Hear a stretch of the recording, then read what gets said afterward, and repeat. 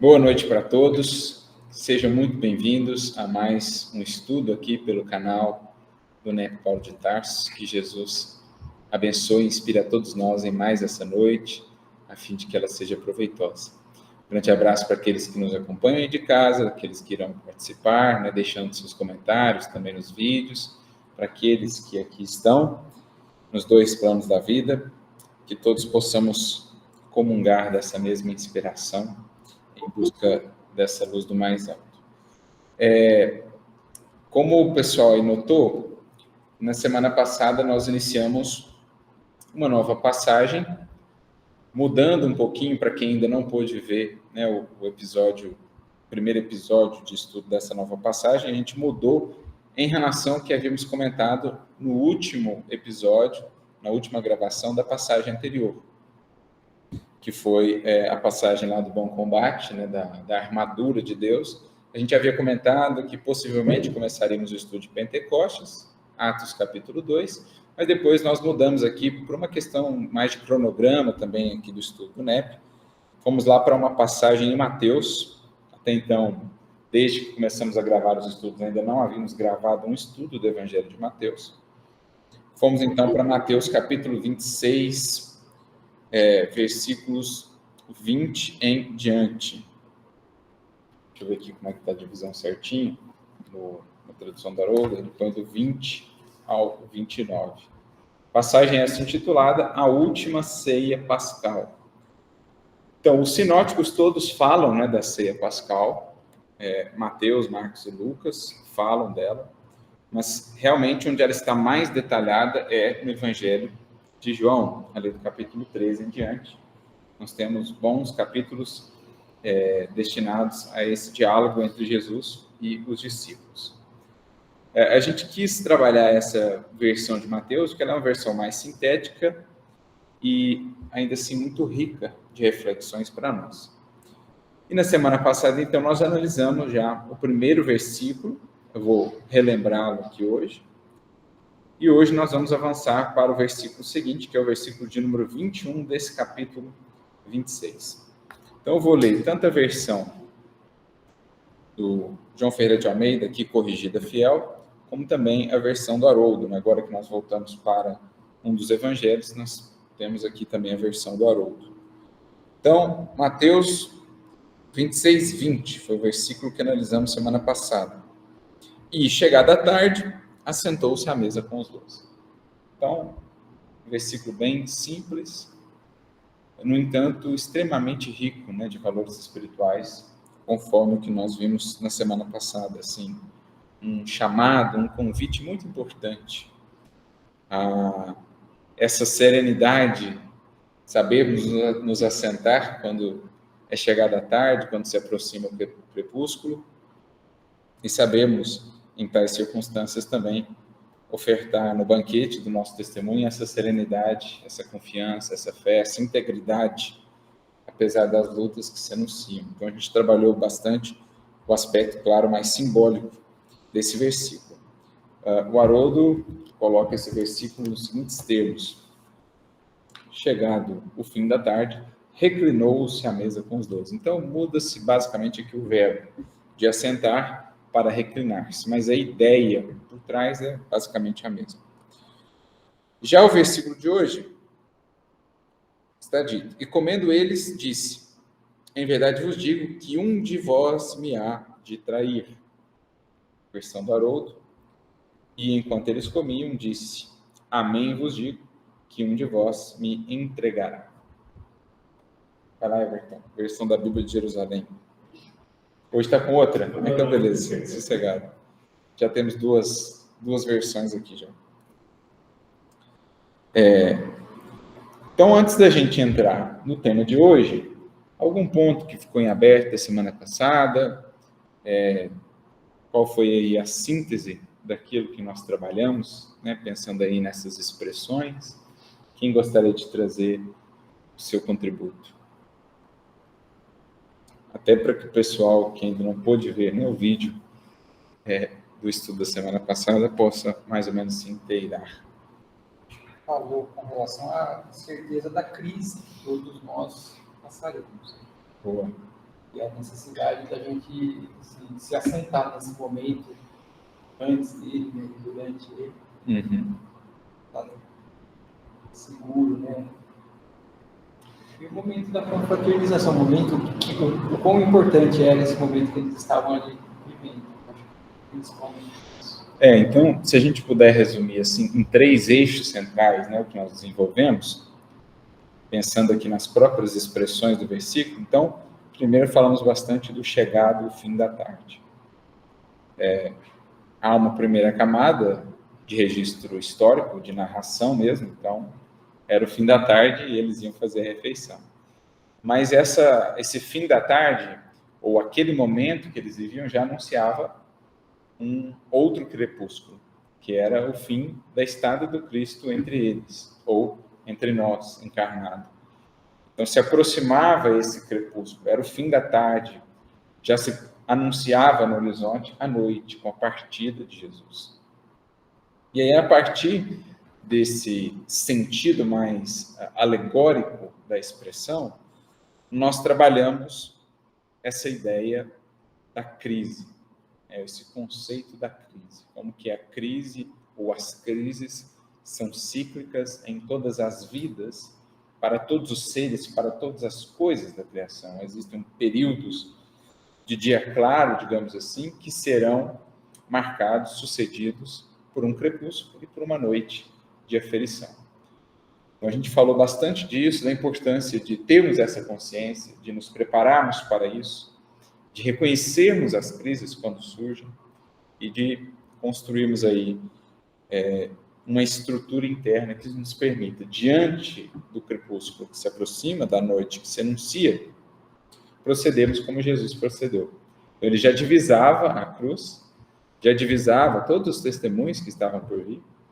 Ele, no entanto, ainda assim consegue assentar-se e convida os demais companheiros a assentar-se também. Ou seja, a demonstrar um espírito que, apesar do horizonte nebuloso, consegue encontrar essa serenidade íntima, consegue manter-se nesse estado de equilíbrio, consegue assentar-se em bases muito seguras e muito sólidas que o sustentarão nessa crise. Então, a importância de um trabalho prévio, de um trabalho, digamos, rotineiro, regular, que nos prepare, que nos dê recursos para que no momento da crise consigamos assentar. A gente até trabalhou aquele versículo da multiplicação dos pães, né? Todo mundo inquieto, o que vai ser, como é que vai ser, vai ter recurso ou não, e aí o registro do Evangelho, mandai assentar os homens, a fala do Cristo. Então, para a gente até poder receber os recursos do alto, primeiro vem a orientação, assenta-te, mandai assentar os homens. Caso contrário, a gente não oferece sequer conectividade, campo, né, mental, para que eles nos consigam auxiliar. Então, é o ajuda-te para que o céu possa te ajudar, que está no Evangelho do Espiritismo. Então, esse foi o segundo ponto, então, primeiro da crise, o segundo da importância da serenidade, de uma estruturação anterior, para que no momento da crise a gente saiba assentar-se, ou seja, refletir, lidar com tranquilidade e tal, e mais do que isso, também o banquete, ofertar esse alimento, esse testemunho no momento de crise, junto daqueles que estão conosco. Então, no âmbito do lar, surgiu o horizonte nebuloso, sejamos nós aqueles que chamamos os demais a esse banquete da fé, da confiança, da serenidade, pelo exemplo que venhamos a dar dessa confiança. Então, eu contagio os outros, eu chamo os outros a esse clima de serenidade, para que não sejamos o que geralmente temos sido, o oposto. Surge o horizonte nebuloso, a gente arrasta todo mundo para o abismo do desespero, né? Ou da revolta, da inconformação. A gente, não contentes em descermos nós próprios, a gente quer levar todo mundo, aí a gente perturba a nossa família como um todo, perturbamos todo mundo no trabalho, perturbamos um grupo mediúnico inteiro, a casa espírita inteira, porque nós não temos sabido assentarmos e ofertarmos então esse banquete, né, de serenidade. E aí, aproveitando também dentro desse terceiro aspecto que nós trabalhamos, do banquete aí, da mesa, o aspecto que o Marco frisou, da comunhão. Então, a importância da amizade também nesse momento, né? A importância do fortalecimento mútuo, assim, como é bom a gente contar com corações que estão abraçados no ideal, porque eles são, muitas das vezes, um sustentáculo muito importante em tempos desafiadores. Vide a própria história do cristianismo. Quantas vezes Paulo sustentou Pedro, Pedro sustentou Paulo, Paulo sustentou João, João sustentou Paulo, e assim, o próprio Paulo e Tiago, Tiago e Paulo, em muitos momentos difíceis ali da vivência cristã, quando aqueles corações que eram intimorados, que eram muito firmes, às vezes sentiam maior impacto, ali estava um outro, um Paulo, um Pedro, um Tiago, para ajudarem a se erguer, como quando Paulo sofre um dos maiores revés, uma das maiores decepções da sua vida em Atenas, após a pregação infrutífera em Atenas, logo o Senhor ali envia Timóteo, né? E, se não me engano, Lucas também estava ali, ou só o Timóteo, e ele então o traz para Corinto. Ali ele reencontra Áquila e Prisca, né? Amigos muito queridos, muito diletos do coração, e aquilo foi para ele um novo vigor. Ele estava bem abatido, de repente já estava de novo projetando, planejando, querendo realizar, graças a esse banquete da amizade de que ele pôde usufruir. Então, tudo isso fala muito ao nosso coração, é muito presente em nossa vida, e claro, as crises guardam as devidas proporções, né, a necessidade e a condição de cada um. Mas a postura, os princípios aqui deverão ser os mesmos. Essa postura de serenidade, o valor do exemplo, do testemunho e também da amizade. Creio que, em linhas gerais, foi isso. Mais algum ponto, alguma dúvida?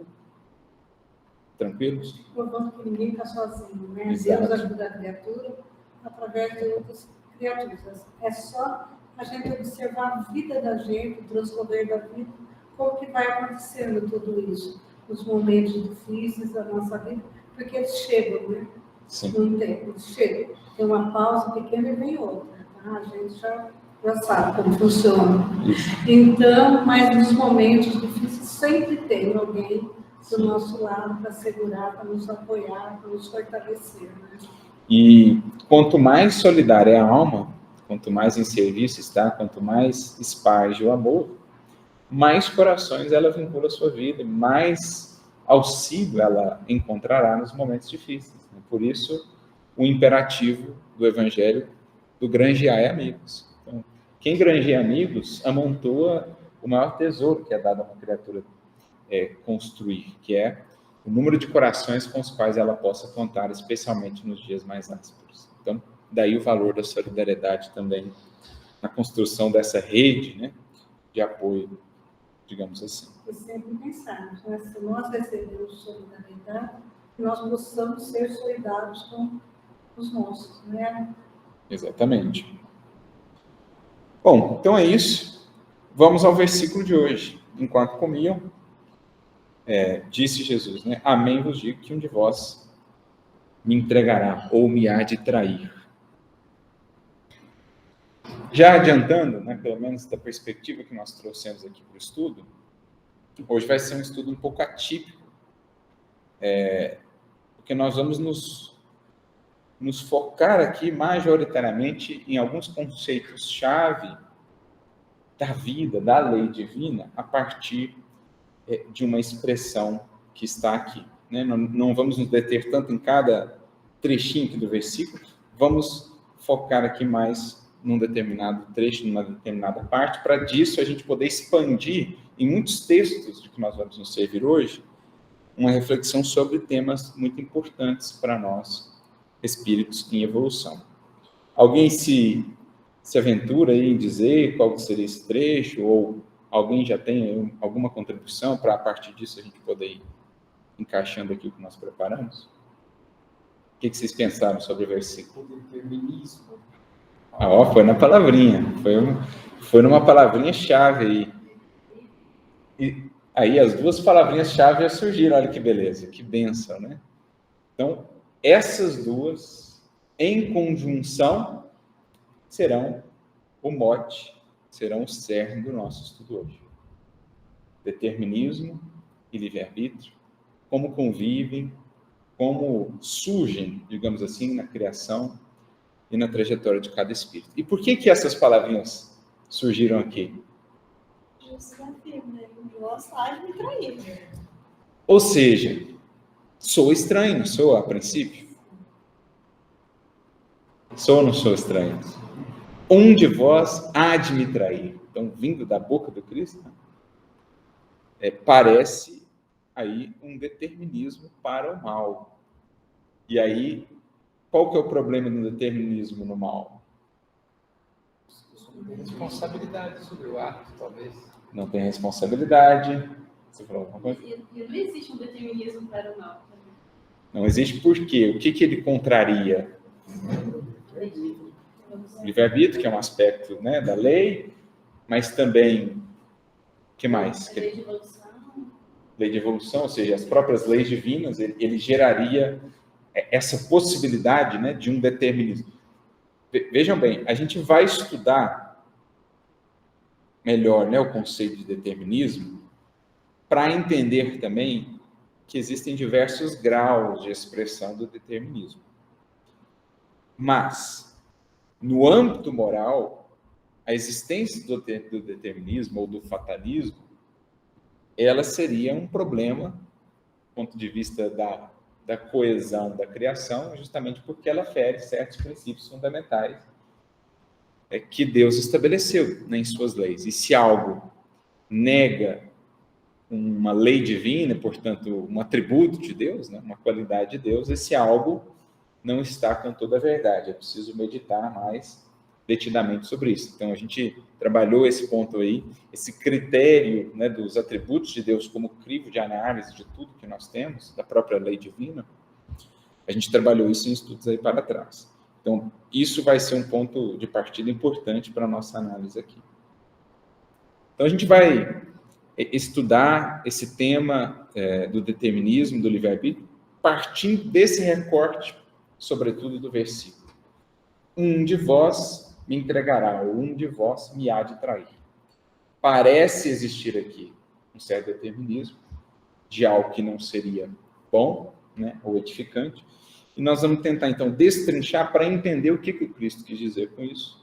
Para isso, nós vamos falar de conceitos, além de determinismo e livre-arbítrio, por exemplo, seria interessante a gente trazer aqui para o tema conceito de presciência, teoria da presciência, que Allan Kardec vai desenvolver no livro A Gênese. Então, são dois temas tão importantes dentro do estudo da lei divina, do espiritismo, que eles vão puxando vários outros.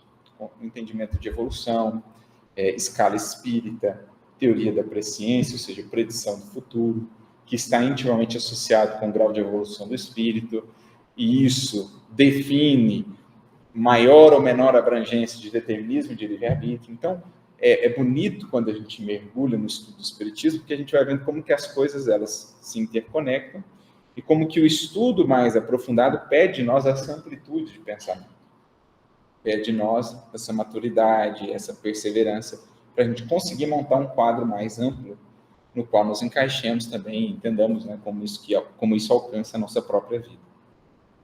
E a gente, claro, vai falar também da figura do próprio Judas, que ainda não é mencionado aqui, vai ser mencionado mais adiante. Mas, assim, entendendo melhor ele, né, a sua própria personalidade, isso também vai trazer mais elementos para a gente poder compreender aqui a questão. Então, diga lá, Tiago. Arthur, tira uma dúvida.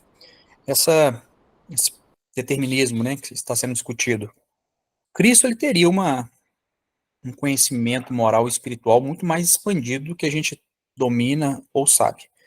Seria mais ou menos como se nós estivéssemos numa mesa e tivesse nessa mesa aí reunido um dos companheiros fumante de longas décadas e ali um médico especialista e dissesse: um de nós aqui vai um dia contrair um câncer de pulmão. Seria mais ou menos nesse tipo de comparação. Jesus, já conhecendo a moral humana num ponto de vista mais avançado, ao analisar o comportamento prévio de Judas, suas tendências, suas inclinações, ele já conseguia afirmar: seu comportamento moral vai levar à traição. Seria mais ou menos nesses termos? Muito importante isso que você trouxe, Tiago. E esse é, de fato, um elemento, essa é uma compreensão importante aqui para entendermos esse cenário. Porque isso vai ter muito a ver com o que Kardec vai descrever na chamada teoria da presciência, ou seja, por que espíritos mais elevados conseguem ter um horizonte mais claro quanto ao futuro.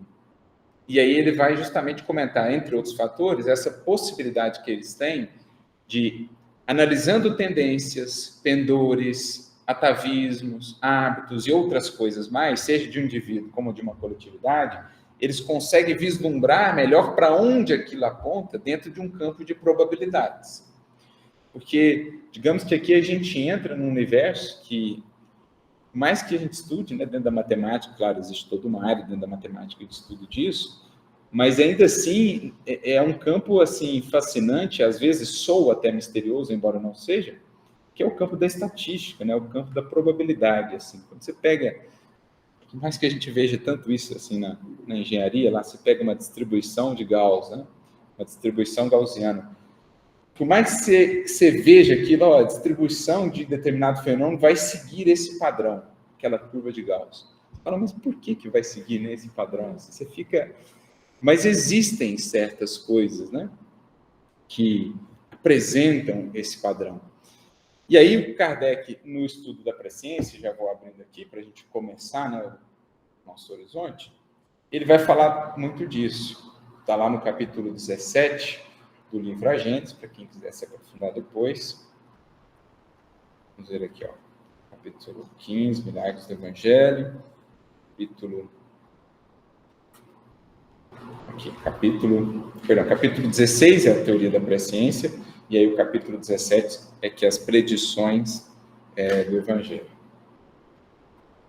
Ó, vamos ver aqui alguns trechos sobre esse assunto que Kardec vai trazer. Primeiro, ele vai trabalhar uma metáfora. No item 2 desse capítulo, ele vai dizer assim, ó, suponhamos um homem colocado sobre uma alta montanha e considerando a vasta extensão da planície. Nesta situação, o espaço de uma légua será pouca coisa, e ele poderá facilmente abarcar, de um golpe só de vista, todos os acidentes do terreno, desde o começo até o fim do caminho. O viajante que segue esse caminho pela primeira vez, sabe que, caminhando, chegará ao fim.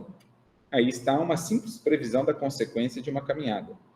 Mas os acidentes do terreno, as subidas e as descidas, os rios a transpor, as matas a atravessar, os precipícios onde se pode cair, os ladrões postados para roubá-lo, as casas hospitaleiras onde poderá repousar, tudo isso é independente de sua pessoa. É para ele o desconhecido, o futuro, porque a sua visão não se estende além do pequeno círculo que o cerca. Então, ele vislumbra o horizonte para onde se destina, o objetivo, né, o alvo, mas sobre os acidentes, os percalços, as características específicas do caminho, ele não tem muita informação.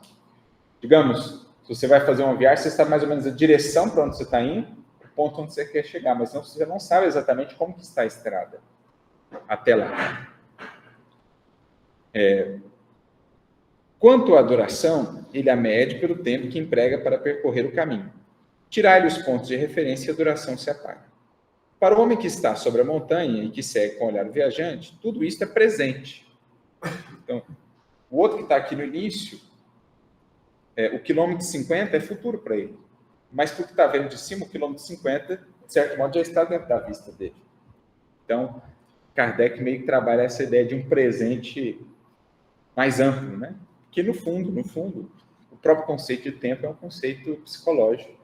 No final das contas, ao fim e ao cabo, ele é um conceito muito relativo, como a própria teoria da relatividade já o demonstra, de uma maneira mais física, digamos assim, mas psicologicamente também a gente vai tendo essa compreensão meio distinta do tempo. Para nós ainda é difícil, né? Se lidar, por exemplo, com a ideia, a simples ideia de um ser além do tempo, para nós escapa. Então, Deus não está contido no tempo. A gente até concebe algo sem fim no tempo, mas algo sem início no tempo é algo que nos escapa ainda, completamente. Então, beleza. Para o homem que está sobre a montanha, que segue com o olhar para o viajante, tudo isso é presente. Suponhamos que esse homem desça até o viajante e lhe diga: em tal momento encontrareis tal coisa, sereis atacado, socorrido.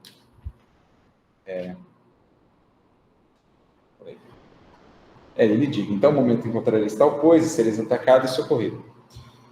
Lhe predirá o futuro. Está faltando uma parte aqui. É meio estranho. Enfim, tem que ver outra tradução. O futuro é para o viajante, para o homem da montanha é o presente. Beleza, então ele trabalha essa metáfora interessante, ou seja, um espírito mais elevado, ele está com uma perspectiva mais ampla de percepção das coisas, de modo que ele consegue ver melhor para onde aquela curva de um caminho que vem sendo percorrido, para onde aquilo vai levar. Então você identifica, digamos assim, o desfecho de uma certa tendência, de um certo pendor, de uma certa direção que foi tomada. E aí Kardec fala, então, olha, vamos sair agora do círculo das coisas puramente materiais, desse exemplo aí, dessa metáfora, e vamos trazer isso para a questão espiritual, dizendo que os homens, ou os espíritos, melhor dizendo, desmaterializados, são como aquele homem em cima da montanha, ao passo que os espíritos materializados, nós outros, somos como que o viajor lá no caminhozinho, percorrendo o caminhozinho. Só uma coisa, não sei, estava me perguntando, eu acho que quando você fala homem mais materializado, isso não quer dizer homem desencarnado ou encarnado, mas uma questão de grau de evolução espiritual, né? Digamos espírito, né, de modo geral aqui, na própria conceituação de Kardec, geralmente quando ele fala homem, ele está falando do ser encarnado, quando ele fala espírito, ele está falando do ser desencarnado. Então, para ser, num caso e no outro, encarnado ou desencarnado, tratemos como espírito. Então, quanto mais materializado o espírito, menor o seu raio de abrangência e percepção das consequências das coisas a longo prazo. Quanto mais elevado... Sim, estou pensando nisso, justamente porque às vezes a gente tem um conceito, ele está desencarnado, então ele já sabe muito mais do que os demais que estão encarnados. E não necessariamente. Sim. Muitas das vezes, um espírito encarnado terá mais visão, mais compreensão do que propriamente um espírito desencarnado, né? Ainda muito materializado. Então, Kardec diz assim, no item 3, compreende-se, pois, que segundo o grau de perfeição, um espírito possa abarcar um período de alguns anos, de alguns meses, de alguns séculos, e mesmo de vários milhares de anos, porque o que é um século em presença do infinito. Os acontecimentos não se desenrolam sucessivamente diante dele, como os incidentes da rota do viajante. Ele vê simultaneamente o começo e o fim do período. Todos os acontecimentos que neste período são o futuro para o homem da terra, são para ele o presente. Poderá, pois, vir nos dizer com certeza, tal coisa ocorrerá em tal época, porque vê essa coisa como o homem da montanha vê o que espera o viajante em seu caminho.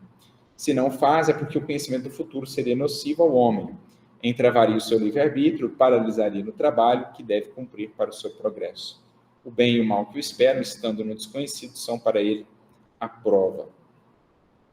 Então, aqui, Kardec vai desenvolver mais ainda o tema, né, por conta do nosso tempo.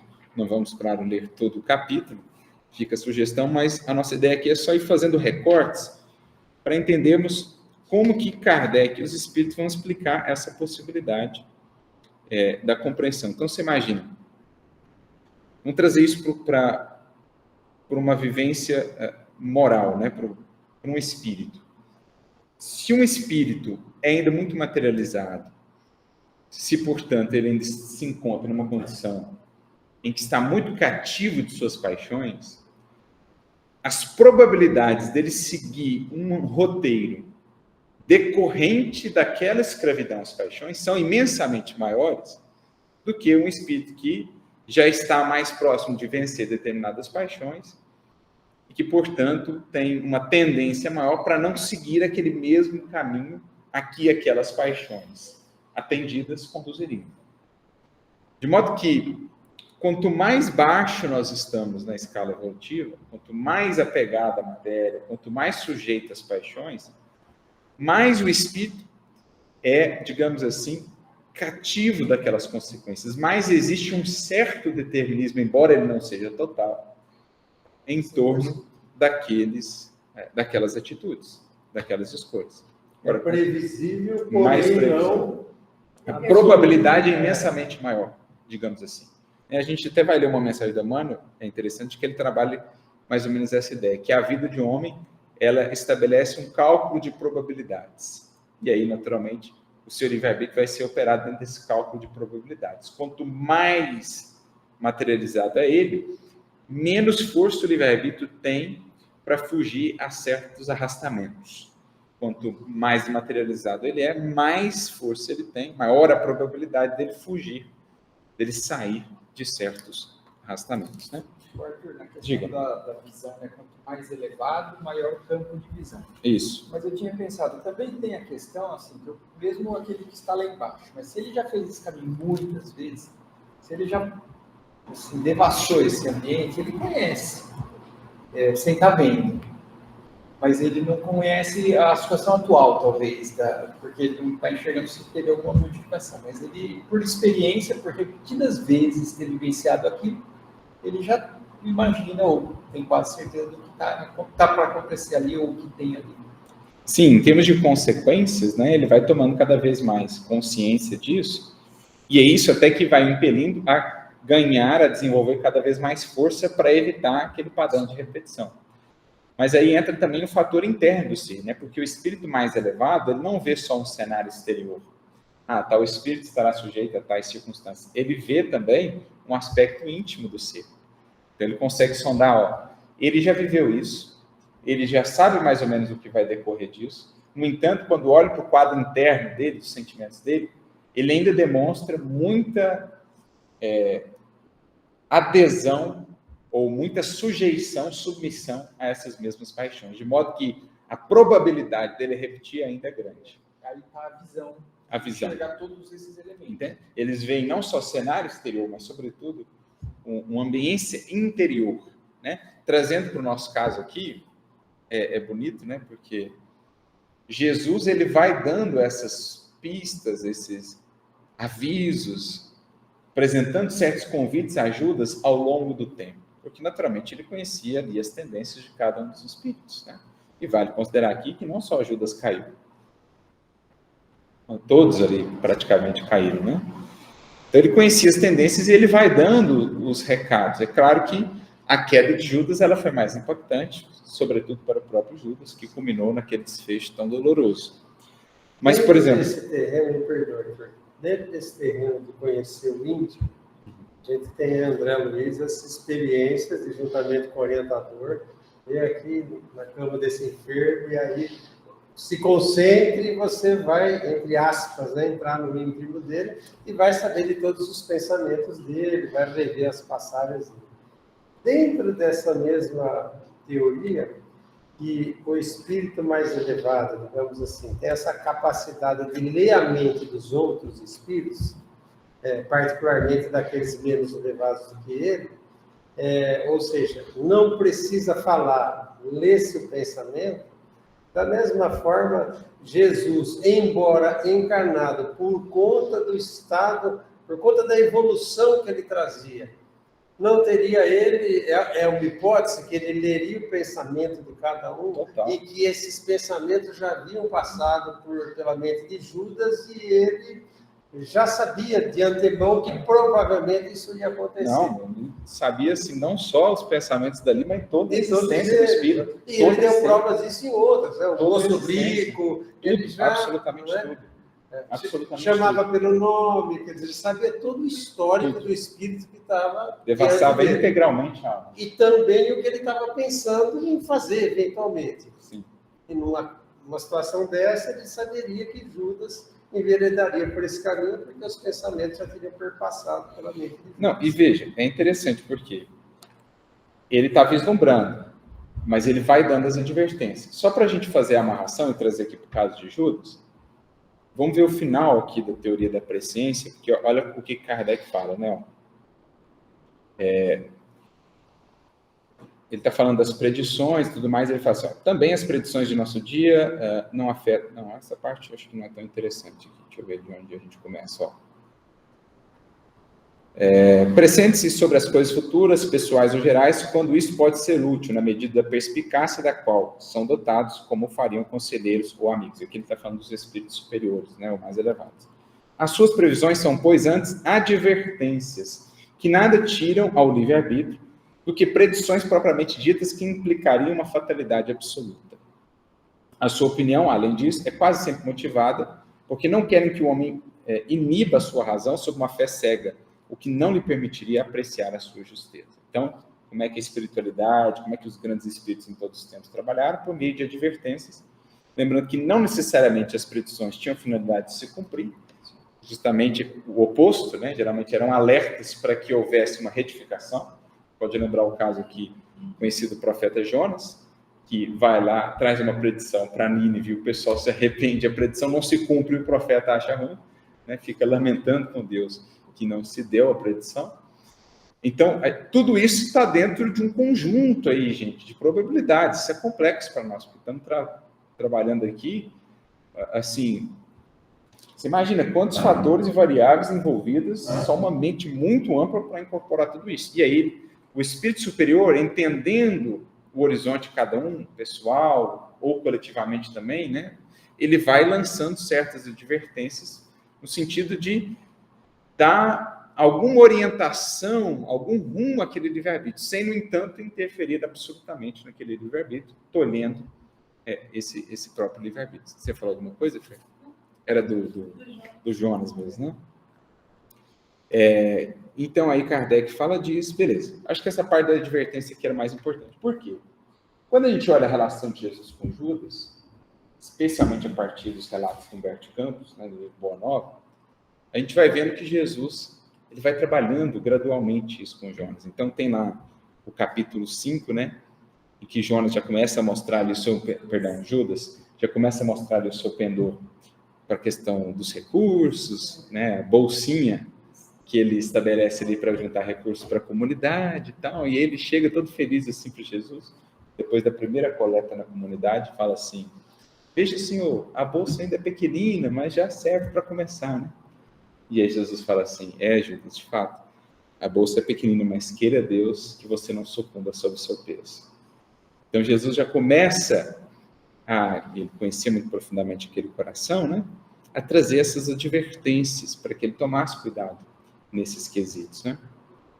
Temos também um outro capítulo chamado A Ilusão do Discípulo, que está no Boa Nova, que ali é o diálogo de Judas com um dos apóstolos, não sei se é o Tiago, vamos ter que ver lá. O Tiago, não sei se é o Tiago, é o Tiago, filho de Zebedeu, portanto, Tiago maior, em que Judas, ali já bem próximo, né, do processo da crucificação, antes da última ceia, Judas já demonstra uma mente já mais fixada naquelas deliberações. Então, você vê, digamos, a fixação mental se consolidando.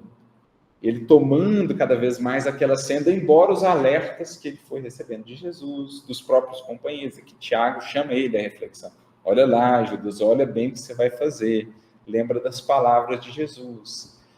Então, a gente vai vendo como que essas advertências vão surgindo, mas Judas, no determinismo, digamos assim, de certas paixões, de certas ilusões, não mobilizando a vigilância, a vontade, tudo mais, ele vai acabando cedendo àqueles movimentos. Mas até o último momento, esse próprio diálogo de Jesus com ele na última ceia é ainda um último convite à reflexão. Mas aí fica... será que se não fosse ele... Então, aí que entra uma questão, né? Muito importante. Já veio predestinado. Então, aí que está. Predestinado. Ser desse jeito? Precisava ser assim? Nós entramos aqui numa seara, gente, que nos escapa todos os anos.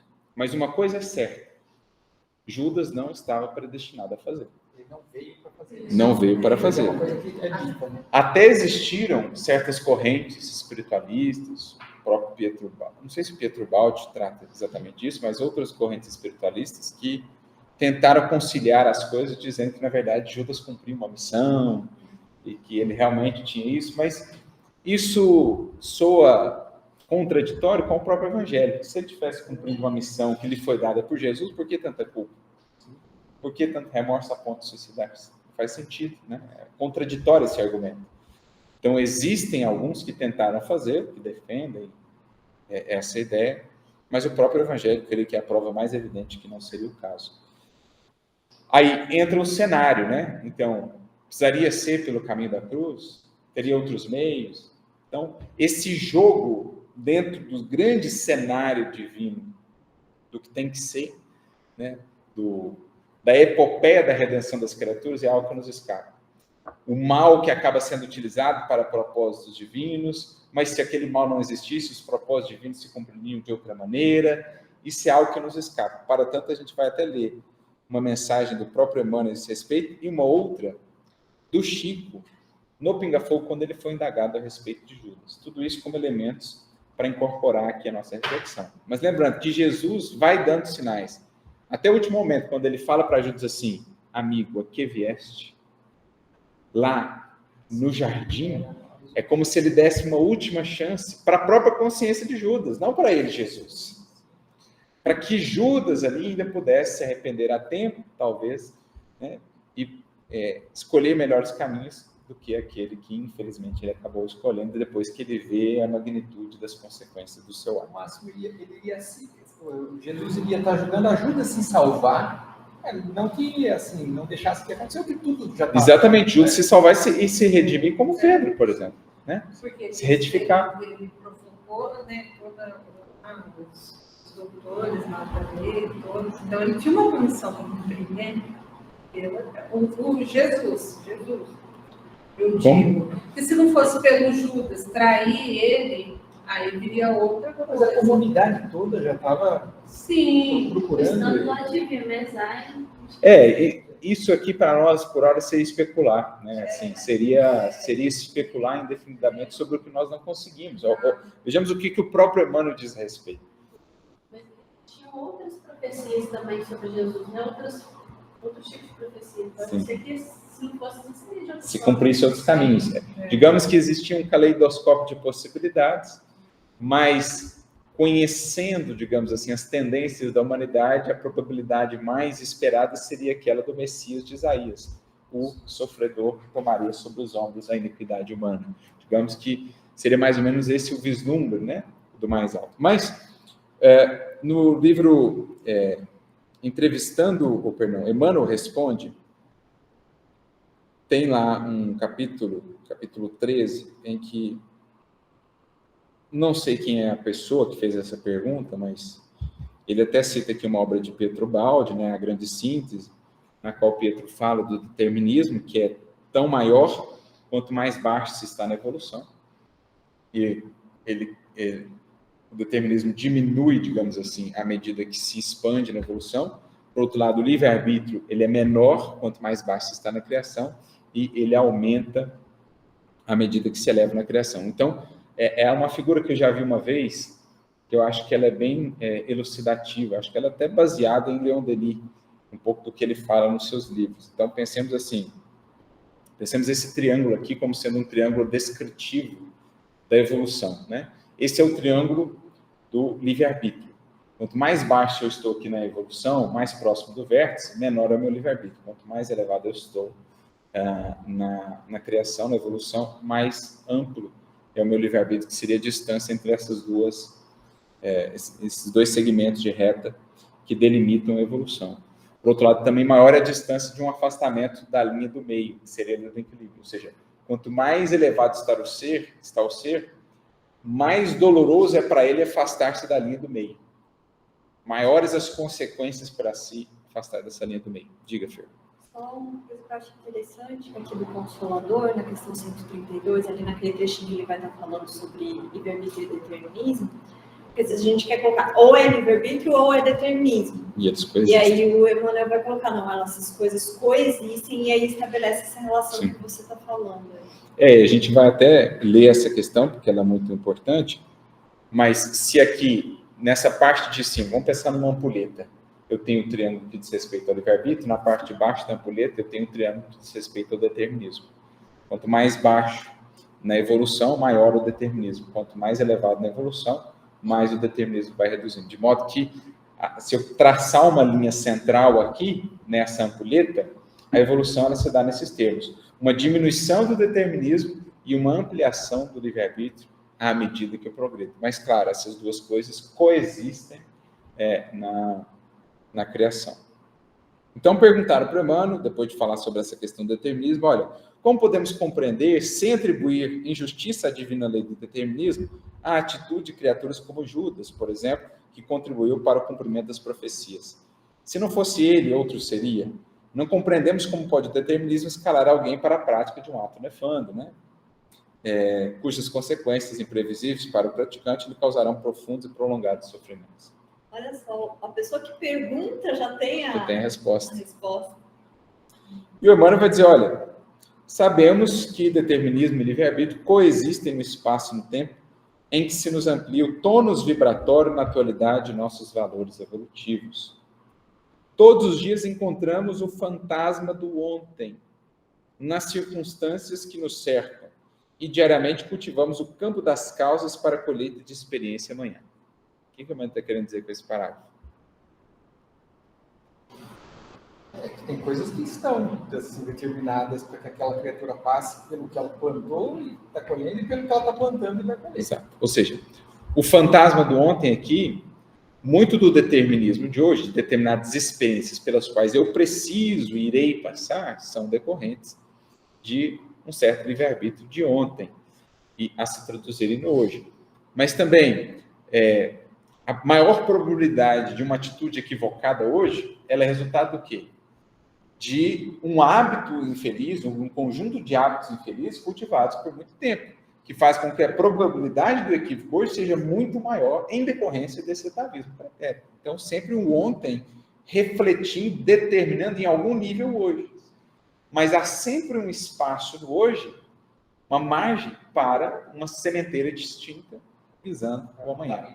Então, veja como que determinismo, o reflexo do ontem no hoje e livre-arbítrio, a escolha do hoje a refletir no amanhã, estão coexistindo no mesmo hoje da criatura, em maior ou menor grau, a depender da evolução que ela já alcançou. Consideramos, porém, que se o determinismo nos quadros mais baixos da vida é mais constringente e mais pesado, nos círculos mais elevados, esse determinismo alcança mais altos graus de sutileza. Então, ele está basicamente descrevendo os triângulos que nós mencionamos aqui. Se a criatura tem séculos de uma determinada paixão ou vício cultivados, aquilo terá uma força muito maior de ascendência sobre ela diante de uma nova experiência que ela vai viver. De modo que a probabilidade dela ceder àquela tentação é imensamente maior. Agora, se o espírito é um espírito mais lúcido, com mais discernimento, já com um processo de conhecimento interior maior, a probabilidade já vai se modificando. A tendência dele conseguir vencer aquilo e resistir à tentação, ela vai cada vez se tornando maior, vai ganhando mais sutileza aí esse determinismo. Nesse aspecto, tomamos a liberdade de observar respeitosamente a posição de Judas no colégio apostólico, abstendo-nos, entretanto, de qualquer comentário tendente a examinar-lhe o mundo íntimo, o que constituiria atividade menos construtiva de nossa parte. Então, Emmanuel, ele dá os princípios para entender a questão, mas diga, olha, especificamente sobre o mundo interno de Judas, digamos, está lá no Evangelho que a gente precisa para equacionar aí a questão. Tanto que, na questão seguinte, né, o pessoal aqui levanta essa questão, olha, alguns historiadores esclarecem que Judas não traiu e tal, que seria uma espécie de missão. Emmanuel fala assim, peçamos ao Senhor suficiente luz para o estudo metódico do Evangelho. De nossa parte, não possuímos ainda senão boa vontade para concorrer com os nossos amigos na aquisição do conhecimento sublime da Boa Nova, mas confessamos com sinceridade, ainda longe de poder opinar com segurança, quanto ao drama de treva e esplendor, de amargura e esperança que marcou a retirada do Mestre Divino de seu divino apostolado na Terra. Outras palavras. O que poderia ter sido, como poderia ter sido, se existiriam outros caminhos, Emmanuel confessa aqui, a mim por hora me escapa. O que nós sabemos é que Judas ali, talvez deveria ter estado mais atento a certas tendências, buscando diminuir o papel do determinismo no âmbito da sua vida, mas o que poderia ter sido, Se existirem outros caminhos, entramos num terreno de especulação que por hora nos escapa. Sigamos estudando o Evangelho, que o futuro há de nos revelar. Pois bem, vimos Emmanuel, vamos agora a Chico, falando também, certamente, a refletir o pensamento de Emmanuel. Aqui nós vamos ler, mas depois vou mandar lá no grupo, a versão falada, né? A própria resposta do Chico, porque foi no Pinga Fogo isso aqui. E o jeitinho do Chico responder é mais agradável, assim, né? Você vê o tato dele, né? O jeitinho de como que ele vai comendo pelas beiradas, assim, trazendo a explicação, mas também sempre mostrando as suas próprias imperfeições, né? Assim, no sentido de não gerar uma apreciação equivocada ou dar um direcionamento equivocado à apreciação sobre Judas e o seu ato. Então perguntaram lá para o Chico no Pinga Fogo, gostaria de saber se Judas foi um traidor ou fazia parte de um programa para salvar Jesus Cristo. Resposta do Chico: sinceramente, eu sou uma formiguinha diante de um processo que teve consequências tão grandes na história da humanidade. Então ele já começa, né, dando tom. Mas eu creio que nós podemos nascer ou renascer com as nossas tendências anteriores ao fantasma do passado de que Emmanuel falou lá. Que a gente vê nos diálogos de Judas que estão no Boa Nova, lá nas obras em que Humberto Campos fala, você vê as tendências do Judas, que amava, sim, Jesus profundamente, como o próprio Pedro. A gente vê também as tendências do Pedro. Tanto que Jesus, entre aspas, prediz a queda de Pedro. Não está aí um determinismo também? Você vai falhar no momento H, Pedro? De novo, há um determinismo? Ou Jesus está fazendo uma leitura daquela alma, do que ela cultivava e tudo mais, e falando, olha, a probabilidade imensamente maior de que isso suceda. Mesma coisa. O caso da negação de Pedro, predita por Jesus, e o caso da negação de Judas, predita por Jesus. Análise das tendências dessas almas. Então, eu creio que nós podemos nascer ou renascer com as nossas tendências anteriores. E, naturalmente, induzidos ao mal, porque nós todos, aí ele põe aqui, nós todos não, eu sou portador de tendências inferiores muito pouco recomendáveis. Telhado um parênteses para tirar todo mundo da jogada, não, eu sou portador de tendências inferiores muito pouco recomendáveis. Mas, se eu deixo essas tendências à solta, e se vou praticar com elas males maiores do que aqueles que eu já cometi em existências passadas, eu sou responsável. Se eu deixo elas à solta, se eu não me debruço ali com toda a firmeza de vontade, com toda a paciência, com toda a perseverança no trato delas, elas vão ganhando força dentro de nós e aumentando a probabilidade de o caminho a ser tomado ser aquele e não aquele outro. Conquanto possa ser um instrumento para o resgate de determinadas situações. Aqui a gente entra um pouco no que é debatido lá no livro Libertação. Quando estão falando sobre o mal, né? E ali o Gubbio vai conversar com o Gregório, e aí eles falam do mal resgatando o mal. Aquilo mais ou menos, né, do escândalo, mas é de quem é um instrumento do escândalo. Do diamante duro que acaba lapidando o outro diamante duro. Então, o mal, embora seja uma criação da criatura no contexto da criação, ele acaba sendo utilizado pelos mecanismos da lei para depurar, burilar outros que estão ainda vinculados a ajustes perante a lei. Então, isso para nós, ver tudo isso operando é extremamente desafiador, porque só uma visão muito ampla de conjunto para se ter uma ideia disso. Né?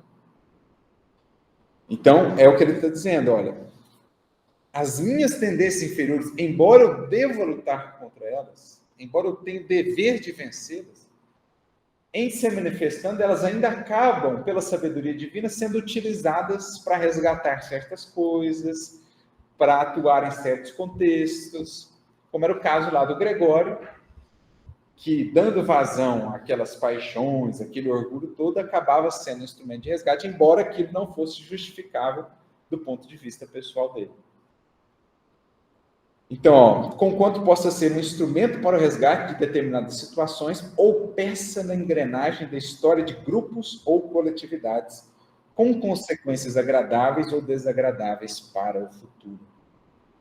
Individualmente, devemos pensar que nós temos determinadas tendências, tentações, mas devemos resistir às tentações. Devemos resistir às tentações. Creio que Judas poderá ter renascido com tentações muito grandes para se apropriar da autoridade política e exigir que nosso Senhor Jesus Cristo tomasse as rédeas do poder humano, que foi, de fato, onde ele tropeçou. Né? Em crer mais nos mecanismos, nas políticas do mundo, do que na proposta do Cristo. Em usurpar uma posição de liderança que seria do Cristo. E nisso ele faliu, né? Tropeçou. Acredito, mas creio que ele não devia ter deixado essas tendências assumirem o caráter que assumiram. É o que eu penso. Então, assim, respondeu Chico. Claro, aqui também inspirado pelo Emmanuel, como ele disse, né? Tudo que ele falou no Pinga Fogo era inspiração de Emmanuel em torno do assunto. Complexo? Sim, extremamente, eu diria. Especialmente quando se trata de um dos maiores eventos da história, né, que é a crucificação de nosso Senhor Jesus Cristo. Para nós, escapam-nos todos os fatores e elementos envolvidos. Mas temos aqui uma reflexão muito importante. Olha, existem tendências. Essas tendências estabelecem um certo determinismo até um certo grau. Quanto maiores forem esses vícios, quanto mais cultivadas essas tendências infelizes, maior será esse determinismo, mas não será total.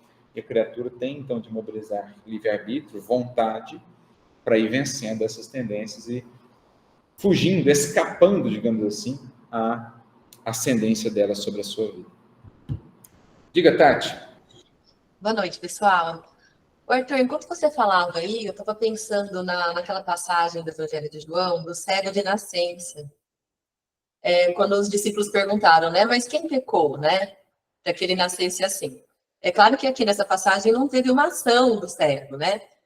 Será que a gente poderia trazer, assim, para a gente exemplificar a questão até do determinismo, trazer para a gente refletir, né? Um paralelo aí sobre essa situação do cego de nascença, porque Jesus falou assim, olha, foi necessário, né, que isso acontecesse, não foi ele que pecou, né, nem seus pais pecaram, mas foi necessário para que se manifestassem nele as obras de Deus. Será que não foi necessário que trouxesse alguém tão próximo, né, para mostrar a questão da traição, de que nós passaríamos por isso também, e que só trai quem está próximo, na verdade, quem está longe não vai trair, né? Quem está longe, está longe. Aí eu queria que você explicasse um pouquinho isso. No caso do cego, né, o próprio mestre nos traz ali a resposta, estava até abrindo aqui, mas você adiantou para nós a leitura, explicando, quando indagado pelos discípulos, acerca da questão dele, que não eram nem os pais. Essa é uma visão que foi mudando ao longo da história das Escrituras. Antes se acreditava nessa possibilidade de que o pecado dos pais pudesse se traduzir em consequências nos filhos. Isso foi sendo mudado, os próprios profetas, Ezequiel, por exemplo, já começa a retificar essa visão. Então, se imagina, né, que seria um desvio dele, mas Jesus disse que nem foi o caso também. Ou seja, o que sobra, né, ante a visão que nós temos da lei divina? Alguém que se propôs a assumir aquilo como uma espécie de prova ou missão a serviço, né, mesmo do progresso, a serviço da própria mensagem do Cristo. Então, um espírito que já estava predisposto a passar por isso e que foi, então, ali utilizado por Jesus para também demonstrar ali, né, a grandeza do próprio espírito, que é o Cristo, né, sua capacidade magnética, de cura e tudo mais. E a gente vê que é um espírito mais maduro pelas respostas dele depois diante dos fariseus. Ele tem algumas respostas assim, extremamente inteligentes, né, diante dos fariseus, denotando ali um espírito de maior maturidade. No caso de Judas aqui, voltamos a essa questão, né? A gente vai falar mais adiante, alguns versículos mais adiante, dessa questão da proximidade, do porquê nesse círculo mais próximo é que surge essa problemática, digamos assim, mas no que diz respeito a ele e os demais discípulos, né, a gente precisa sempre ter essa consideração. Não foi só Judas que faliu, né, os demais, mas todos eles tiveram a possibilidade de seguir melhores caminhos. Receberam a mensagem, receberam a orientação, mas não souberam, não puderam ali mobilizar a vontade a tal ponto de escolherem caminhos melhores, mas com o tempo foram retificando essas escolhas, foram diminuindo, digamos assim, esse determinismo de paixões que ainda cultivava, porque renovando-se foram abrindo campo para um melhor e mais consciente uso do livre-arbítrio. Então, de novo, a gente volta a essa questão das tendências que estabelecem um campo de probabilidades, maior ou menor, para a queda. A justiça divina, ela precisa dar a ocasião do teste, porque ela não pode dar a consequência sem que o indivíduo de fato tenha efetuado. Então, um problema filosófico que surge nesse contexto é, mas se Deus sabe que o indivíduo vai falir na prova, porque Deus é onisciente, então por que ele dá a prova? Ora, porque ele não pode punir ou recompensar sem que o espírito tenha passado por aquilo. E ele vê, claro, não só esse recorte, ele vê o espírito a longo prazo. Se ele falhar nessa, outras virão, e ele vai progredir. Mas ele precisa permitir que o espírito passe pela experiência, até pela própria consciência do espírito, né? Para que ele consiga ir vencendo sobre si. Então... Oi? Obrigada. Imagina. É porque, na verdade, também, assim, esse tema, gente, é um tema dos mais importantes na história da filosofia. Porque ainda hoje, né, para as visões, para as correntes mais materialistas, o livre-arbítrio não existe. Você vai pegar aí alguns biólogos, pessoal aí, até da área da neurociência, né, da neurologia, para os quais o ser humano é simplesmente um produto do determinismo do seu cérebro, da sua genética, do seu meio e de outras coisas mais. O livre-arbítrio não existe, né? Mas do ponto de vista filosófico, jurídico, esse é um grande debate no âmbito do direito, até que ponto há livre-arbítrio ou não, e aí punibilidade, né? Ou seja, grau de responsabilização ou não, enfim, isso é um universo de reflexão imenso da história do pensamento humano que a gente está tentando aqui sintetizar muito rapidamente a partir do exemplo de Judas, né? Mas diga lá, Flavinho.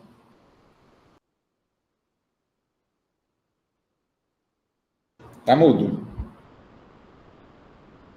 Oi. Pronto. Estão me ouvindo? Eu ia falar exatamente, trazer uma reflexão do que você falou agora, assim, sobre a tentação, e assim, pensando num determinismo, né, numa coisa mais teria que acontecer ou não, então Deus, sabendo que Judas falharia, colocaria ele numa tentação irresistível, né, ou não, enfim, é mais ou menos nesse sentido que você trouxe agora a reflexão, sem respostas, né, de novo, mas para a gente colocar mais esse questionamento, assim, né, na discussão. Porque realmente é muito delicado, são muitos meandros, de muita coisa para a gente pensar num assunto tão importante, né, para a história tão profunda. Mas era mais ou menos nesse sentido, de pensarmos sobre a tentação e sobre, de novo, tendências, mas condicionadas a um livre-arbítrio, né? É uma tendência irresistível, que seria falível, Deus faria também colocar a prova é uma coisa, né? Colocar uma prova que ele sabe que seria falha é outra coisa, né?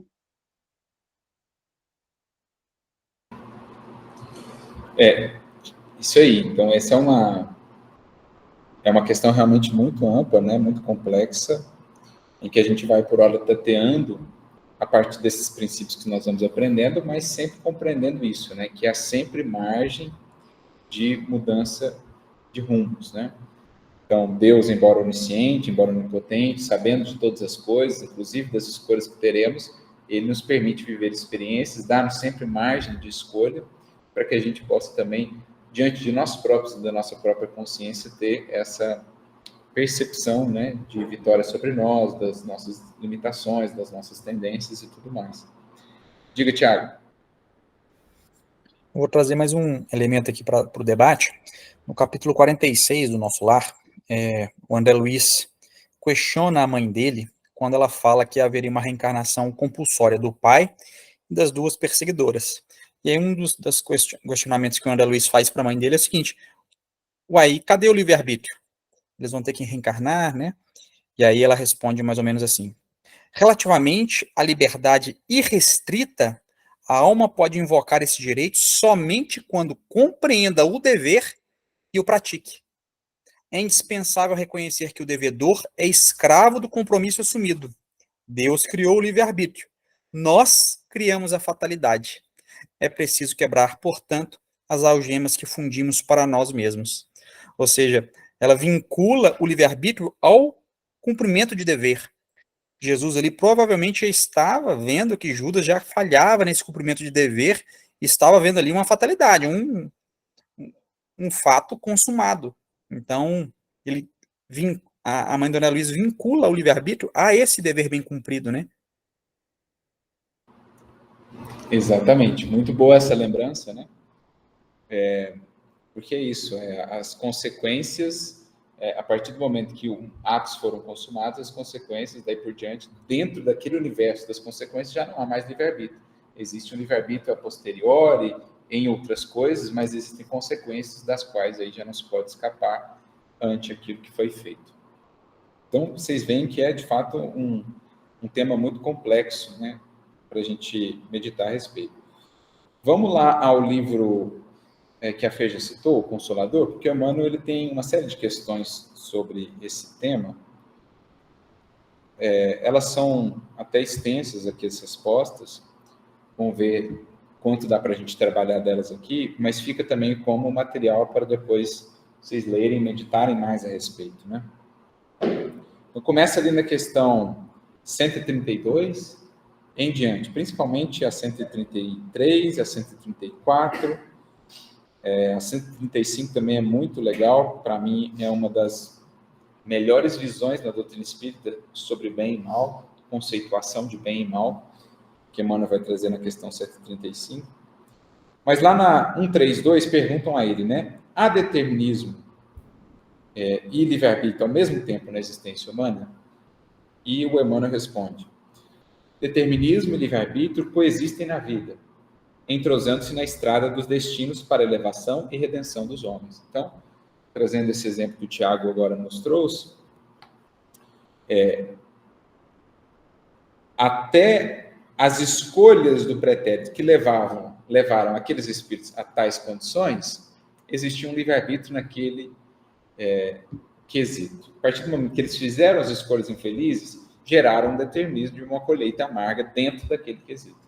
Agora, na futura existência, novamente terão livre-arbítrio do que farão com as circunstâncias que construíram para si. Se a complicarão ainda mais persistindo nos equívocos, ou se a partir do livre-arbítrio melhor utilizado, agora construirão mais liberdade para o porvir. Se insistirem na tendência inferior do pretérito, recapitulando a experiência, criarão um determinismo ainda mais severo, ainda mais constringente, digamos assim, naquele quesito. Então, por exemplo, quando você pensa em encarnações muito limitantes, em que o espírito estará ali no estado vegetativo numa cama, tenhamos a consciência de que aquilo já é um determinismo, uma encarnação compulsória que decorre de muitas vezes do livre-arbítrio mal utilizado, em geral. Um espírito que está reiteradamente insistindo numa tendência infeliz, aquilo, por exemplo, numa primeira existência subsequente, gera para ele alguma limitação, mas ainda não tão restritiva. Ele insiste de novo aquilo, numa segunda encarnação, aquilo já vai gerar uma limitação muito mais restritiva do que na anterior. Ou seja, o determinismo ele vai apertando, digamos, né, os elos da corrente vão se apertando em torno do espírito, à medida que ele insiste em utilizar o livre-arbítrio equivocadamente. A partir de determinado momento, se ele começa a usar o livre-arbítrio novamente de maneira mais adequada, começa a afrouxar de novo o laço do determinismo da lei. Acho que um exemplo interessante aí é o caso dos suicidas recorrentes, né? Sim. Que muitas vezes se suicidam em existências sucessivas e, consequentemente, voltam ainda mais limitados para dar uma oportunidade que isso não ocorra. Na verdade, a restrição é a oportunidade de que daquela vez não faça. A misericórdia. Tem até um caso, um desses casos aí de Chico Xavier, em que ele esclarece sobre uma criança ainda que tinha ali um problema nos braços, acho que os 2 braços amputados, ou não chegaram a se desenvolver, e depois acabou tendo que amputar também as 2 pernas. E aí, né, olhando a cena de fora, parece assim tão doloroso, né, no sentido, puxa, uma criança, por quê, né?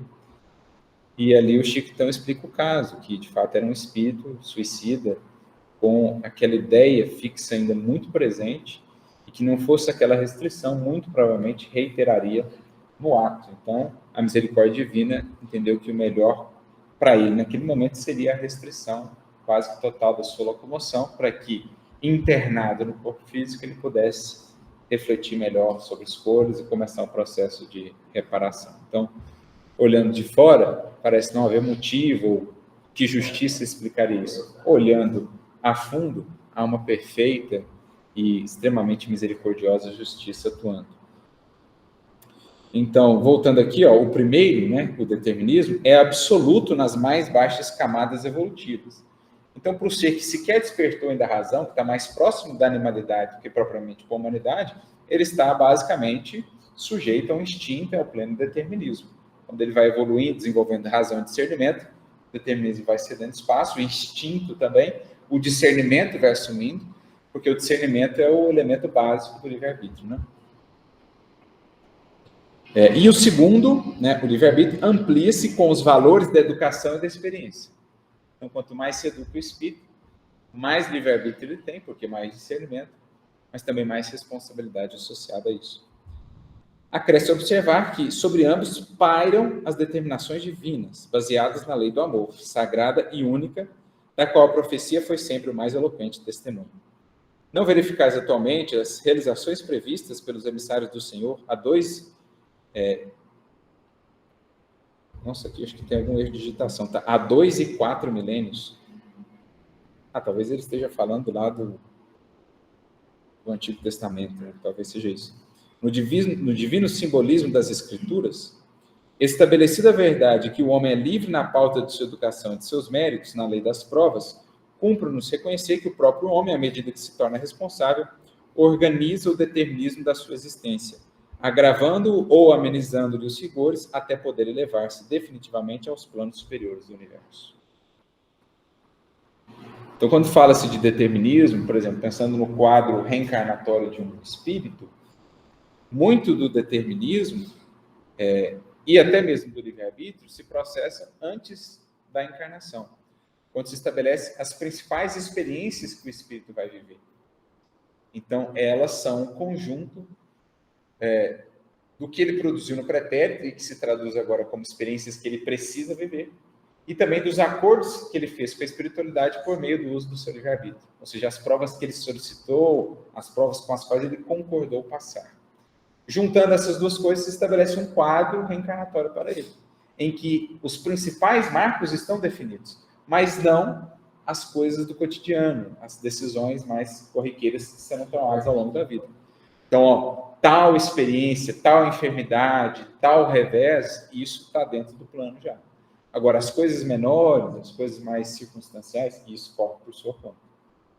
Então, é realmente muito complexo. Por isso que existe lá no mundo espiritual um ministério de planejamento, né, reencarnatório, que começa desde o aspecto genético até o quadro de experiências que o espírito vai passar. Quanto mais elevado o espírito, mais complexo esse quadro. Quanto mais materializado o espírito, quanto menos discernimento, mais o determinismo e a própria direção divina definem o que ele precisa viver. Aí, questão seguinte, 133. Havendo o determinismo e o livre-arbítrio ao mesmo tempo na vida humana, como compreender a palavra dos guias espirituais quando afirmam não lhe ser possível influenciar a nossa liberdade? Não devemos esquecer que falamos da expressão corpórea em se tratando do determinismo natural, que prepondera sobre os destinos humanos. A subordinação da criatura em suas expressões do mundo físico é lógica e natural nas leis das compensações, ou seja, uma enfermidade, um quadro de experiência material, isso faz parte, dentro das provas necessárias. Mas no íntimo, ou seja, portas adentro da consciência, zona de pura influenciação espiritual, o homem é livre na escolha de seu futuro caminho. Seus amigos do invisível localizam aí o santuário da sua independência sagrada. Então, o que ele está querendo dizer? A espiritualidade pode estabelecer experiências, circunstâncias. A partir, por exemplo, lá, da escolha do quadro genético, define uma determinada conjuntura de experiências que o indivíduo vai ter. A partir de uma conjuntura de circunstâncias exteriores, determinadas provas, experiências pela qual o espírito vai passar. Mas, dentro dele, ele sempre vai ter a liberdade de decidir como ele vai lidar com aquilo, com essa experiência, com aquela enfermidade. Aí a espiritualidade não pode intervir. No máximo, ela pode inspirar. Agora, nos quadros exteriores, ela pode, sim, criar certas circunstâncias que são necessárias, favoreçam, ou estimulem, ou testem naquilo que ele precisa. Em todas as situações, o homem educado pode reconhecer onde falam as circunstâncias da vontade de Deus em seu benefício e onde falam as que se formam pela força da sua vaidade pessoal ou do seu egoísmo. Com ele, portanto, estará sempre o mérito da escolha nesse particular. E aí teria ainda mais uma pergunta aqui, né? Que é a 134. Como pode o homem agravar ou amenizar o determinismo de sua vida? Que o Emmanuel já havia dito aqui antes, né? Agravando ou amenizando os rigores do determinismo. Como é que a gente pode atuar nisso? Oi?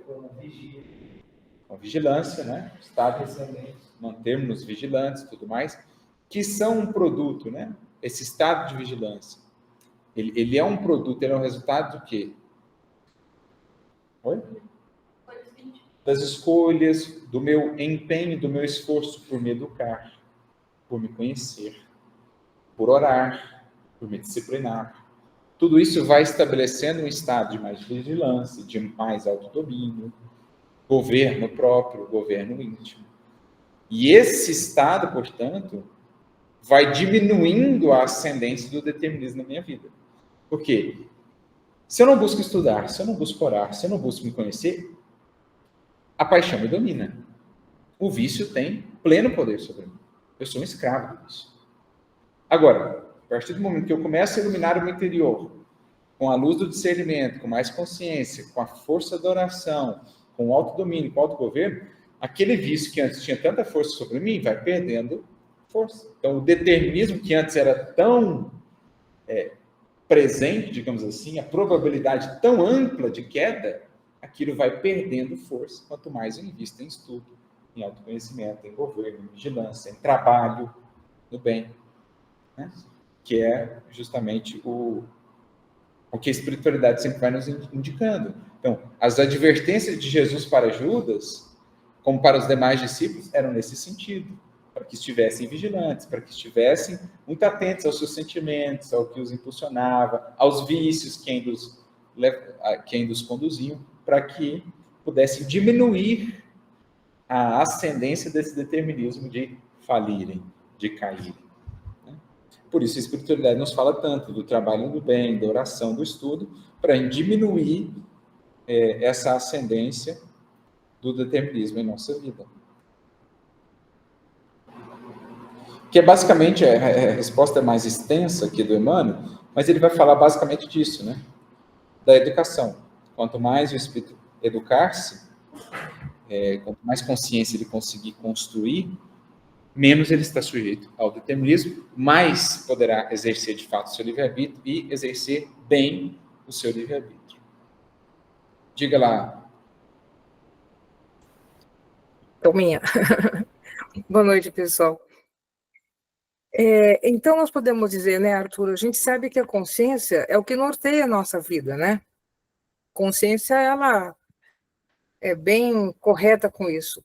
Então, quando vamos pensar, se o determinismo e o livre-arbítrio coexistem na mesma existência, o que vai determinar mesmo para nós, mostrar para nós como é que nós estamos nos dirigindo, realmente é a consciência.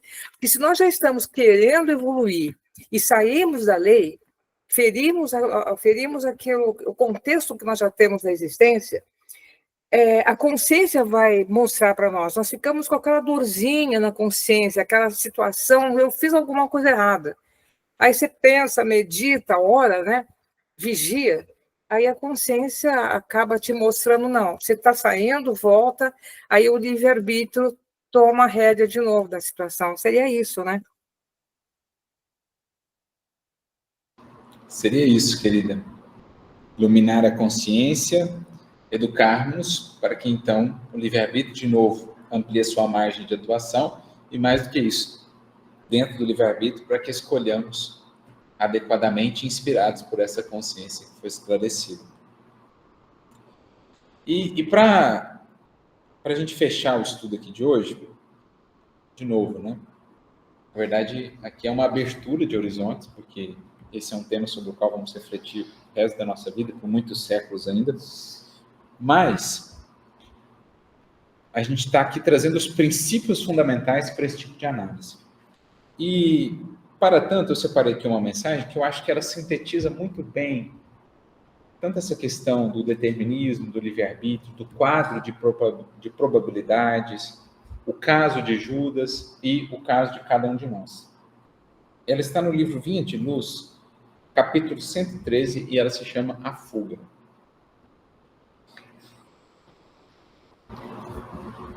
O Emmanuel ele vai comentar um versículo de Jesus, né, numa fala do Cristo, no sermão profético, Mateus 24:20, em que Jesus diz: "E orai para que a vossa fuga não aconteça no inverno, nem no sábado."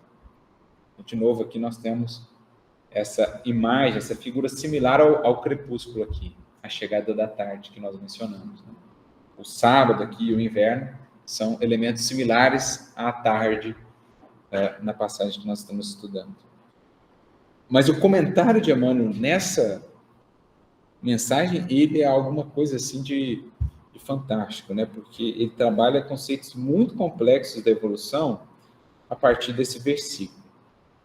Ele começa dizendo assim, ó: a permanência nos círculos mais baixos da natureza institui para a alma um segundo modo de ser, em que a viciação se faz obsidente e imperiosa.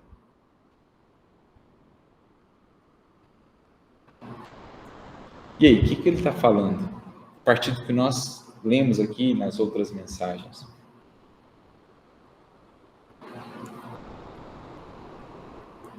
A criatura, ainda muito materializada, ignorante acerca das coisas espirituais ou de si própria, ela está nesses círculos mais baixos da natureza. E nesses círculos mais baixos da natureza, o que impera? Como nós vimos aqui, o determinismo. Ou seja, vamos traduzir, o que é determinismo? Maior é a probabilidade dela seguir naquela mesma tendência de comportamento.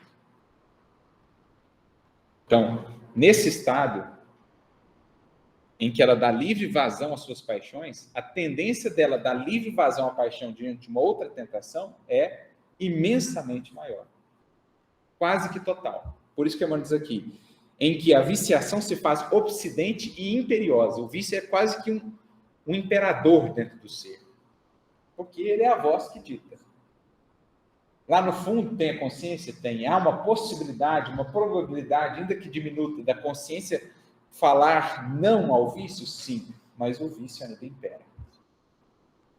Porque a criatura está vivendo nesse ciclo inferior. Não estuda, não medita, não se disciplina, etc. Então, o vício é o seu rei. A probabilidade dela seguir naquela mesma tendência é imensa. É isso que o Emmanuel está dizendo. A viciação se faz obsidente, ou seja, há uma ideia fixa, porque ela não renova a mente com novas ideias. Então, é uma ideia fixa, uma fixação mental, que parece estabelecer ali um determinismo de fato. Não tem outro caminho senão ceder a isso. Você vai atender ao capricho, ao vício. Eu te governo, diz a paixão, é o vício. Para que alguém se retire de semelhantes charcos do espírito, então uma espécie de pântano, uma areia movediça em que você está ali afundado, né? E é difícil sair dali, é imprescindível que fuja. Então, o fugir aqui no sentido, olha, você vai ter que mobilizar muita energia, muita força para sair desse estado. Porque tem muita amarra, você está dentro de um pântano. Você vai ter que despender muita energia para sair disso. Não só isso. Quando você foge, você tem que deixar coisas para trás. Exatamente. E definir ali, né, para onde você vai. Então, isso aqui me lembra o caso da Madalena, lá no capítulo 92, do Caminho, Verdade e Vida, quando Emmanuel fala dela, e do Paulo, ele fala assim, que ela foi o maior exemplo de transformação do cristianismo, porque Paulo, pelo menos, era apaixonado pela lei, pela disciplina, mas ela havia entrado em certos pântanos do espírito muito difíceis de se sair, certos vícios, e, no entanto, ela conseguiu. De modo que a força que ela fez foi maior até do que a de Paulo, em termos de transformação. Raramente, porém, a vítima conseguirá libertar-se sem a disciplina de si mesma. Poderíamos dizer até mesmo que nunca ela conseguirá libertar-se sem a disciplina de si mesma. Muitas vezes é preciso violentar o próprio coração. Somente assim demandará novos planos. Isso aqui, gente, é muito do diálogo de Jesus com a Madalena, de novo, lá no livro Boa Nova, em que ela fala assim, em que Jesus fala assim, só o sacrifício contém o divino mistério da vida. Porque o ser humano viciou-se de tal modo que, para redimir-se, ele precisa violentar a si mesmo. A criatura que está há séculos repetindo o padrão daquele vício, extirpar aquilo nela, fazer diferente, é como arrancar uma parte de si próprio. Tanto que ela faz aquilo, ela se identifica tanto com aquilo, que é como se ela estivesse arrancando algo de si mesma. Aí a gente entende melhor a fala de Jesus. Né? Se os teus olhos são motivo de escândalo, arranca-os. Se as tuas mãos, se a tua mão for motivo de escândalo, corta. Porque é algo que passa a fazer meio que parte de nós, o vício, da nossa natureza. Então é preciso violentar a si próprio. Não há nada de agradável, a princípio, em renovar, transformar um vício. Pelo contrário, é muito custoso. Mas, a partir do momento que começam a surgir as primeiras vitórias sobre o vício, você começa a ver uma alegria indescritível, incomparável àquele vício. Porque é a alegria de repente, sentir-se novamente senhor de si. Uma das coisas mais dolorosas da vida, assim, não sei se já pararam para pensar nisso, não é ainda não se sentir senhor de si, quando você vai e comete a coisa que você não queria cometer. Você fala assim, mas eu não sou senhor de mim ainda. Como assim eu não sou senhor de mim? Aquilo é uma das coisas mais dolorosas ainda para o ser. A partir do momento que você começa a poder falar e sentir, puxa, eu fui senhor de mim, eu disse não para mim mesmo, para o vício, é uma das maiores alegrias do ser. Mas até isso, até lá, ele precisa violentar-se. Nesse sentido. Ele precisa tomar consciência da necessidade. Exatamente. Violentar-se porque ele até precisa saber o que ele precisa fazer em oposição ao que ele vinha fazendo. Isso é tomada, né, de consciência. Justo, pois, recorrer à imagem do mestre quando se reportou ao planeta em geral, salientando as necessidades do indivíduo. Então, está falando do sermão profético, mas que se aplica ao plano do indivíduo. É conveniente a todo aprendiz a fuga proveitosa da região lodacenta da vida enquanto não chega o inverno ou os derradeiros recursos de tempo recebidos para o serviço humano. Vamos trazer aqui para o caso de Judas. Estava chegando a tarde. Então, como ele não trabalhou antes e deixou chegar àquele ponto, seria muito difícil para ele vencer a tentação naquele ponto em que ele deixou chegar. Ele teria que ter trabalhado antes de chegar à tarde. E é o que Jesus está falando aqui. Que a vossa fuga se dê antes do inverno chegar. Antes do sábado. Não deixa vir a situação de crise, de tentação, para você tentar construir resistência a isso. porque ali a chance do determinismo operar é imensamente maior. Você tem que trabalhar antes disciplina, conhecimento, etc., para que quando a tentação vir, você consiga fugir dela. Você já fugiu antes dela. Então é isso. Agora, olha o que ele descreve. Cada homem possui com a existência uma série de estações e uma relação de dias estruturada em precioso cálculo de probabilidades. Então, o que é a encarnação de um indivíduo? É uma série de estações, ou seja, de ciclos, uma relação de dias, num precioso cálculo de probabilidades, que nos escapa, mas que o alto consegue ver. Fulano tem tantos por cento de probabilidade aqui, tantos por cento aqui e tal, e eles estruturam a encarnação e as experiências de tal modo que, naturalmente, não nos permitirão viver uma experiência em que não temos ainda sequer 1% de probabilidade de triunfo. Mas eles vão estabelecer ali algumas com maior probabilidade de triunfo, outras mais desafiadoras, mas que, digamos, eles bancam, e nós também, em geral, bancamos do lado de lá. Não, eu sei que aqui é 30%, vai me dar chance. Sabe? Então, cálculo de probabilidades, que vai se modificando ao longo da vida conforme o indivíduo vai vivendo. Se ele começa desde cedo a educar-se, ele tinha 50% de chance de falhar aqui, agora ele já tem só 10%, porque ele está se preparando, ele está trabalhando. Então dá mais chance, abre mais universo de experiência para ele. Antes a gente nem considerava essa experiência, agora a gente já começa a considerar, porque o indivíduo está se preparando. Então veja como é bonito você entender, o contrário também é verdadeiro. Né? Começa a ficar desatento, vigilante, relapso. Então tinha uma experiência lá, nós temos 10% de probabilidade dele precisar passar por essa experiência. Mas ele começa a viver relapsos, daqui a pouco, 50% de precisar. Daqui a pouco, ele precisa dessa experiência. Libera ela para ele. Dá lá uma enfermidade para o indivíduo que não estava originalmente prevista, ou tinha ali uma margem de 20% dela ocorrer, mas agora é 100%, porque pelos caminhos dele de ilusão, ele precisa dessa experiência. Então, é fascinante pensar a encarnação nesses termos, compreendendo que ela também é dinâmica. Então, tem lá um indivíduo que perdeu o braço, perdeu o dedinho. Não precisou mais perder o braço, porque começou a educar-se desde cedo, não foi mais preciso aquilo. Então, é um quadro de probabilidade, gente. É isso. Determinismo e livre-arbítrio. Operando dentro daquela própria existência, mas também refletindo no pretérito.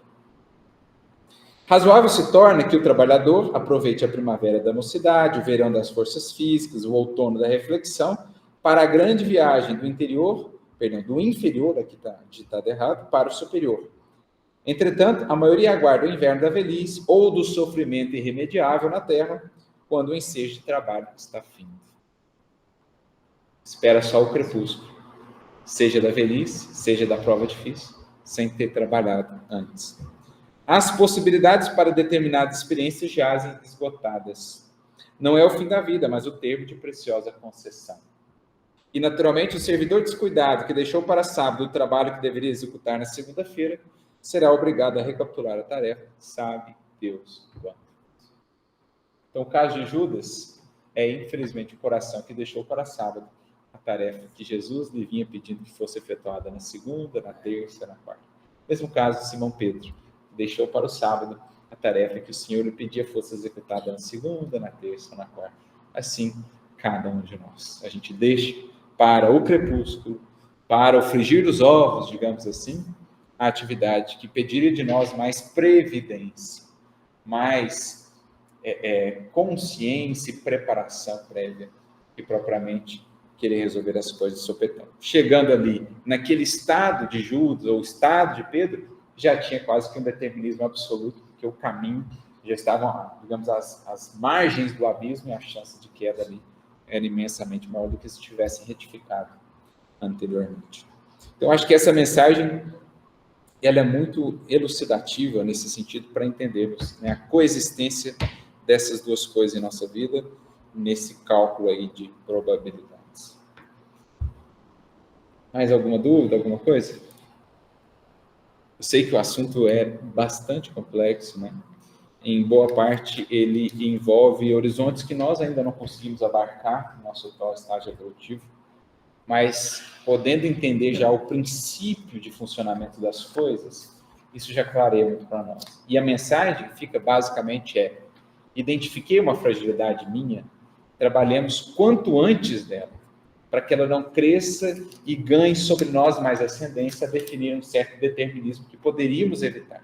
Porque cedo ou tarde virá a crise, testando exatamente aquele ponto que nós identificamos. Não deixemos para que essa fuga se dê no sábado ou na tarde, no crepúsculo que se chega, porque então se torna muito mais difícil fugir aí às probabilidades, né, pré-estabelecidas. Então é isso, pessoal. Ficamos por aqui hoje. Na semana que vem a gente avança para o próximo versículo, agradecendo aqui pela contribuição de todos, né, pelas dúvidas de todos. E fica esse material que a gente citou, vocês possam se debruçar mais sobre ele, as questões lá do livro Consolador. Nós temos também a teoria da presciência lá no livro A Gênesis, capítulo 16, vale a leitura. Também o livro dos Espíritos, nós temos essa questão da fatalidade, do determinismo lá, se não me falha a memória, na lei de liberdade. Leiam lá as questões em que Kardec desenvolve isso com os Espíritos, porque tudo isso vai nos ajudando a compor o cenário do que seja a nossa evolução. Ficamos por aqui, então, agradecendo mais uma vez e, se Deus nos permitir, na semana que vem, estamos juntos novamente. Até lá.